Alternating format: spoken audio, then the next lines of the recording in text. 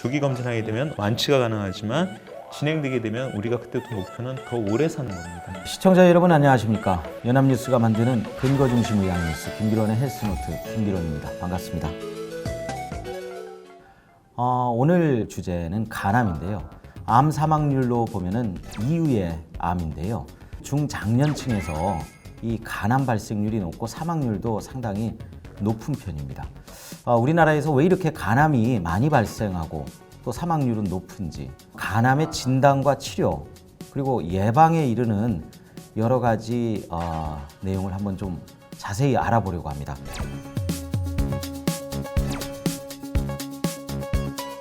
간이 어떤 기능을 하는 장기인가요? 뭐 침묵의 장기라고도 하는데. 네. 그러니까 몸 안에서 어떤 영양분을 저장하고 그다음에 어떤 단백질을 만들고 이런 역할들, 독소를 해소하고 이런 화학적인 역할들은 거의 대부분 간에서 한다고 보시면 되겠습니다. 남성 호르몬, 여성 호르몬도 우리가 이제 간에서 없애야 되는데 간 기능이 떨어져서 여성 호르몬을 잘 못 없애게 되면 남성들도 뭐 여성형 유방이 생긴다든지 이런 굉장히 다양한 역할을 하고 있어서 간은 몸 안에서 굉장히 중요한 화학 공장의 역할을 하고 있다고 볼 수가 있겠습니다.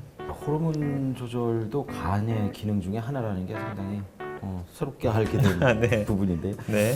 보통 보면 이제 진행성 간암으로 진단받고 네. 병원에 오는 환자들을 보면은 그때까지 뚜렷하게 어떤 증상이나 이런 걸 못 느끼고 갑작스럽게 악화돼서 오는 걸 보면 네. 간 기능이 망가져도 몸으로 이렇게 자각하기는 쉽지가 않은가 보죠. 간 기능은 굉장히 많은 부분이 망가져야지 증상이 나타납니다. 예를 들어서 간 기능을 100이라고 하면은 예. 그 간 기능의 10에서 20%를 잃어도 증상이 전혀 없습니다. 우리가 간 이식을 할 때 간을 약 뭐 70%까지 잘라도 건강한 간은 금방 자라나거든요. 그러니까 간 기능은 반 정도를 잃어도 증상이 없는 겁니다. 그래서 환자들은 자기가 간을 많이 잃고 있다는 것을 모르게 되죠. 간암이 생겨도 아프지가 않습니다. 거의 대부분 아프지가 않습니다. 간암으로 인해서 증상이 있다면 대개는 진행된 간암입니다. 진행된 간암이라서 증상이 있다면 통증이나 황달, 전이로 인한 기침, 두통, 골 통증 이런 게 있을 수가 있는데 그런 증상이 있다면 이미 뭐 많이 진행되어서 우리가 치료 목표를 이제 굉장히 낮춰야 되는 경우가 많고요.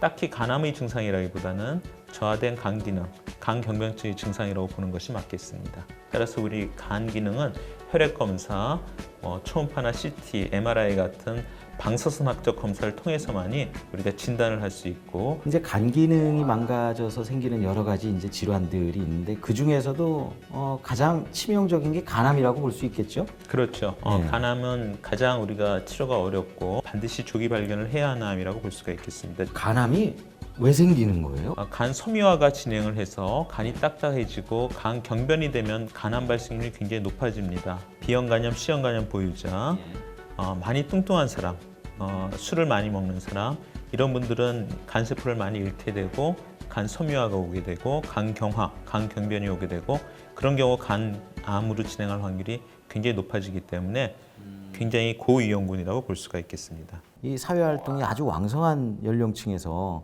그리고 여성보다는 또 남성에서 간암 환자가 유독 많거든요. 간암은 이제 특징적으로 남성한테서 훨씬 더 많은 암입니다. 그리고 40대, 50대, 60대에 많은데요. 간암은 사망률 2위인 질환입니다. 사망률 1위는 현재는 폐암인데 폐암은 70대, 80대 사망률이 높죠. 하지만 간암은 40대, 50대 가장 액티브하게 활동해야 되는 부분, 가정에서도 가장 중요한 역할을 하고 있고 사회 그리고 직장에서도 가장 중요한 역할을 하고 있을 때 간암에 걸리게 되고 또 사망률이 굉장히 높은 질환이고 5년 생존율이 낮은 질환이기 때문에 그 사회나 직장, 가정에 가하는 타격이 어마어마합니다. 또 치료비도 많이 드는 질환이라서 사회 경제적 손실은 폐암을 앞질러서 1위입니다. 어떤 면으로 보면은 간암이 우리 사회에서 가장 중요한 암이라고 볼 수가 있겠습니다. 그 우리나라 그 남성들이 술을 많이 마셔서 그런 거 아니에요? 네, 특히 C형 간염 같은 경우에는 술을 먹게 되면 굉장히 간암 발생률이 높아지고 지방간 같은 경우에도 술을 마시게 되면은 더 간암 발생이 높아지는 듯이 보입니다. 따라서 술, 흡연 이런 것도 관련이 있고요. 아까 말한 대로 어떤 호르몬적인 측면도 많이 관여를 하고 있는 것 같습니다. 그 우리나라에서 이렇게 간암 유병률이 높고 또 사망률도 치명적인데도 불구하고 간암 진단료 조기 진단이 늦어지는 좀 이유가 있을 것 같아요. 여러 가지 이유가 있는데 아직도 우리나라 분들이 C형 간염, B형 간염, 그리고 지방간, 알코올성 간 질환에 대해서 아직 관대한 생각을 가지고 있습니다. 특히 이제 C형 간염은 자기가 가지고 있는지 없는지도 모르고 있고 C형 간염 오래 앓으면 간경화 간암이 진행을 하는데 증상이 없지 않습니까? 그렇기 때문에 상당히 진행된 상태에서 발견되는 경우가 많고 또 B형 간염은 간경화 없이도 간암이 오기 때문에 아주 약한 간염이 있으면은 실제로는 섬유화, 간경화가 어느 정도 진행되어 있는 경우가 많거든요. 또 지방간, 우리나라 국민의 35%가 지방간을 가지고 있지 않습니까? 지방간도 간경화가 오기 전에 간암이 발생을 하는데 지방간이 있다 그래서 누가 그걸 대수롭게 생각을 합니까? 또 술 드시는 분이 아마 여기 대부분일 텐데 네, 그런 부분에서 우리가 간암은 증상도 없고 굉장히 조기에 발견하기가 어려운 측면이 있습니다. 조기에 간암을 진단받은 환자의 경우에 예후가 어떻습니까? 검진을 통해서 진단받는 환자들은 대개 작고 초기에 발견되는 경우가 많고 간 이식을 하게 되면은 뭐 5년 생존율이 거의 우리 병원 같으면은 95% 이상 거의 99%까지도 생존할 수가 있고 또 수술을 받게 되더라도 5년 생존율이 거의 뭐 80% 이상의 성적을 보이게 됩니다. 하지만 우리가 진행돼서 발견을 하게 되면 그때 목표가 5년 생존율이 아닙니다. 그때부터는 6개월을 생존할 수 있겠느냐, 12개월을 생존할 수 있겠느냐를 우리가 따지게 되기 때문에 뭐 조기 진단의 중요성은 어떠한 말로도 그 중요성이 가볍게 여겨질 수가 없습니다. 아주 중요하다. 그 간암 예방을 위해서 어떤 식으로 검사를 받는 게 좋고 어떤 검사법이 있는지 비알코올성 지방간이 있거나 알코올성 간 질환이 있거나 혹은 B형이나 C형 간염이 있으면은 꼭 치료를 시작을 해야 되고 40세부터는 스크리닝, 서베일런스를 받아야 합니다. 서베일런스는 아주 적극적인 건강 검진을 말하는 건데요. 보통 1년에 한 번 받지 않습니까? 하지만 우리가 간암 검진은 1년에 2번 혈액 검사, 주로 이제 간암 검사와 간암 표지자 검사와 간 기능 검사를 하게 되고요. 초음파 검사를 1년에 2번 하게 됩니다. 근데 아주 뚱뚱한 사람들은 초음파가 잘 안 될 수가 있어요. 잘 보이지 않을 수가 있기 때문에 그런 경우에는 CT나 MRI 등을 병행할 수가 있겠습니다. C형 간염 같은 경우에는 지금 백신이 없죠? C형 간염은 백신이 없는데 아주 효과적인 치료제가 개발이 되어 있습니다. 현재는 약 8주만 치료하게 되면 8주를 약을 먹는 겁니다. 8주만 약을 먹으면 56일이죠. 56일 먹으면 99% 완치될 수 있는 약제가 이미 여러 개 개발이 되어 있거든요. 그래서 그걸 자기가 C형 간염인지 모르고 약도 안 먹고 보험도 되는데 약도 안 먹고 있다가 간경화로 진행을 해서 간경변으로 진행해서 간암이 생긴다는 건 너무나도 비극적인 일입니다. C형 간염은 완치제가 개발되어 있다. 또 B형 간염은 간경변 간암으로 진행하는 것을 막아주는 완치는 못 시키지만 간경변으로의 진행, 간암으로의 진행을 70% 이상 막아줄 수 있는 효과적인 약들이 보험이 되고 있다는 것을 꼭 기억하셔야 할 것입니다.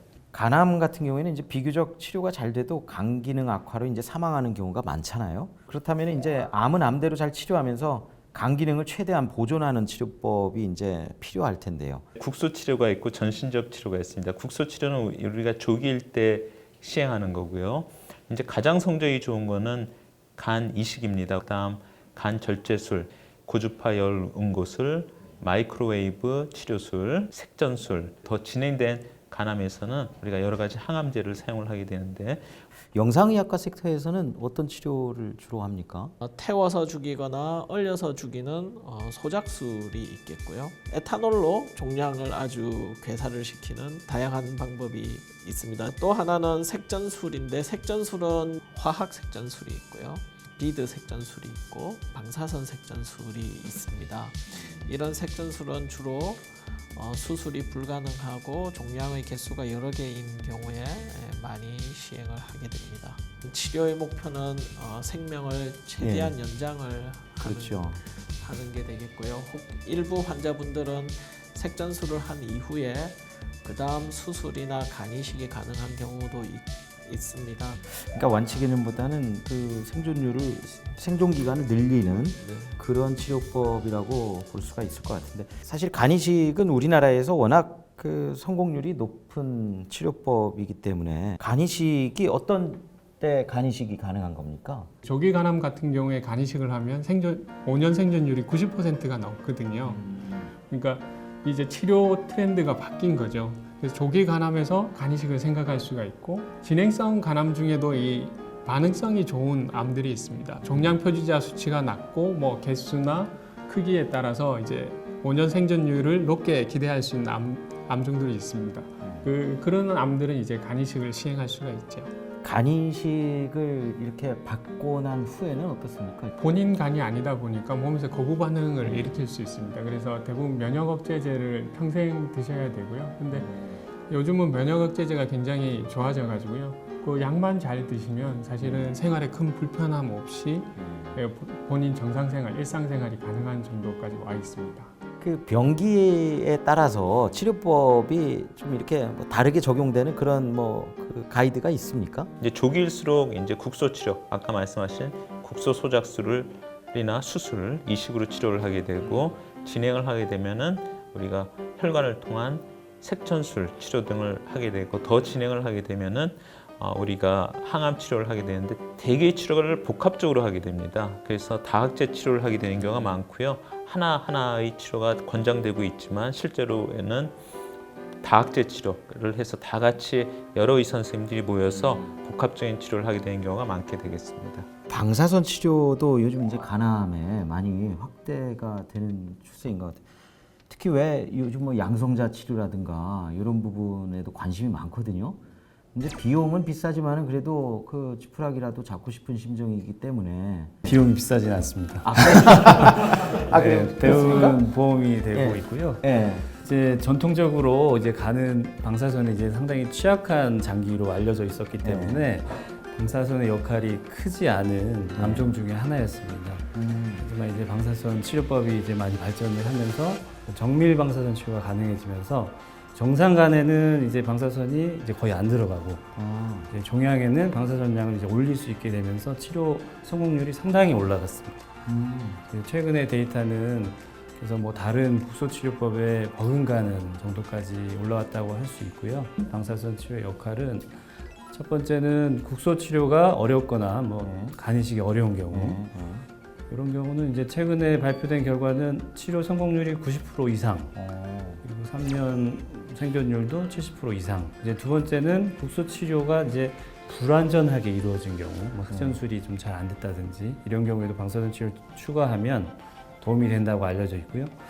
그리고 세 번째는 문맥혈관과 같은 혈관 침범이 있는 경우는 사실 다른 치료법이 마땅한 게 아직 없거든요. 이런 경우는 이제 방사선 치료하면 기존의 치료에 비해서 3개월 정도의 생존 이득이 있기 때문에 최근에는 거의 모든 환자에서 이제 하고 있습니다. 그리고 이제 마지막으로 전이가 이제 있거나 이런 경우에는 방사선이 뭐 통증 완화라든지 폐쇄를 이제 완화시키는데 분명히 도움이 되기 때문에 방사선 치료의 역할이 있습니다. 지금 이제 표적 항암제라든가 면역 항암제가 간암에도 많이 나온 걸로 알고 있거든요. 이제 진행돼서 몸 여러 군데 퍼져 있다든지 중요한 혈관을 침범해 있으면은 우리가 수술로 뗄 수가 없죠. 그런 경우에는 우리가 표적항암제나 면역항암제 혹은 뭐 항혈관제 등을 사용을 하게 되고 요즘은 복합 치료를 많이 합니다. 그래서 복합 치료의 성적이 굉장히 좋아졌어요. 과거와 같이 6개월 미만 생존하고 있던 진행된 간암에서 우리가 효과적인 항암 치료를 통해서 거의 2년 가까운 생존을 시도할 수 있다는 것은 굉장히 고무적인 성과라고 말할 수가 있겠습니다. 그 식생활을 통해서 간암을 예방할 수 있는 방법이 좀 이렇게 생활하면 좀 낫다 이런 게 좀 있습니까? 술, 담배, 약재, 한약을 포함한 여러 가지 약재, 녹즙 이런 것들이 간에 다 해롭습니다. 녹즙이요? 녹즙이라는 게 여러 가지 식물에는 간에 해로운 물질들이 있습니다. 그 녹즙을 먹게 되면은 그걸 너무 많이 먹게 돼요. 환자가 자기 이로 씹어 먹게 되면은 그걸 독성 있는 농도까지 먹기는 불가능합니다. 하지만 녹즙을 만들게 되면은 굉장히 높은 농도의 과도하게 독성 물질을 섭취하게 섭취를 하게 돼서 별로 좋지 않은 영향을 주고 야채는 뭐 본인 이로 먹는다면 얼마든지 먹어도 좋고요. 하나 아주 특징적으로 재미있는 것들은 커피 복용은 간경화 발생률을 뭐 30-40% 떨어뜨리고 간암 발생률도 많게는 40%까지 떨어뜨린다는 보고가 계속 보고가 되고 있고 이제는 믿어야 될 것 같습니다. 이제 간암에 좋다고 이제 3종류를 많이 드시거든요. 아, 그리고 버섯 종류 있죠. 영지버섯, 상황버섯 이런 그렇죠. 균사체 종류들은 뭐 네, 이런 거. 네. 간독성이 있어서 간 기능을 떨어뜨리거든요. 사실 가장 간에 좋은 건 신선한 음식을 골고루 잘 섭취하는 거고 뚱뚱해지지 않는 거고 운동을 열심히 하는 겁니다. 운동을 뭐 일주일에 200분에서 250분 이상 하고 설탕을 넣지 않은 아메리카노 정도는 하루에 3잔 정도까지는 오히려 권장할 수 있다고까지 현재는 생각이 되고 있습니다. 간암 환자가 이제 치료를 받고 나서도 식생활 습관에 이제 좀 주의할 필요가 있겠죠. 간암 환자가 치료를 받은 이후에는 충분한 단백질을 섭취하는 것이 굉장히 중요합니다. 왜냐하면 간 자체가 단백질이 충분히 공급돼야지 재생이 빠르거든요. 단백질을 적절하게 섭취를 하고 비타민과 미네랄이 풍부한 음식을 골고루 섭취하는 것이 좋겠습니다. 말씀드렸듯이 술, 담배, 약질을 피하는 것은 뭐 더 이상 강조할 필요가 없을 정도로 중요하고 그 적절히 식생활 습관을 조절하셔서 간암을 예방할 수 있다는 여러 선생님들의 권고 꼭 귀담아 듣고 실천해 보시길 당부드립니다. 자, 오늘 나와주신 여러 선생님들과 함께 인사드리고 마치도록 하겠습니다. 네, 간암 예방을 위해서 자, 화이팅 한번 할까요? 자, 간암 예방 화이팅! 화이팅! 고맙습니다. 네, 감사합니다.